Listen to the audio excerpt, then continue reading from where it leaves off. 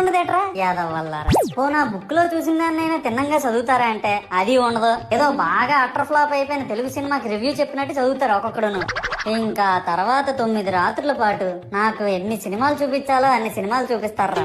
ఇందులో funny part ఏంటంటే నేను ఎన్ని బ్యాచ్లను చూస్తాను తెలుసా. ప్రతి వీధి పందిరి దగ్గరికి తిరుగుతూ నా విగ్రహాలకు రివ్యూ ఇచ్చే బ్యాచ్ ఒకటి, ప్రసాదాల కోసం ప్రతి పందిరి దగ్గరికి తిరిగే బ్యాచ్ ఇంకొకటి. ఇంకా దరిద్రం ఏంటంటే నాకు కొట్టిన కొబ్బరికాయలు ఏమైనా మిగిలిపోయేమో వాటిని తీసుకెళ్లి పచ్చడి చేసుకుందాం అనే బ్యాచ్ ఒకటి. ఇవన్నీ చూస్తూ 9 రాత్రులు గడిపాక సరేలే సాయంత్రం అనిపిస్తారులే అని కాలు మీద కాలు వేసుకొని కూర్చుంటే అప్పుడు మొదలవుతాదిరా నా నిమజ్జనం వ్యాన్ ముందు 90 వేసి నాగిని డాన్స్ చేస్తారు. అంటే నాకు అర్థం కాదు, 9 రోజులు వాళ్ళతో కలిసి ఉన్నానని నన్ను కూడా వాళ్ళ ఫ్రెండ్ లా ట్రీట్ చేస్తారా ఏంటి? అబ్బా అబ్బా అబ్బా అబ్బా, మునిగినంత వరకు మనశ్శాంతి ఉండదురా బాబు నాకు. అంటే ఆ మాత్రం హడావడి లేకపోతే నీ గొప్పతనం 10 మందికి ఎలా తెలుసు స్వామి? ఇవన్నీ నీకు గొప్పలాగా ఉన్నాయారా.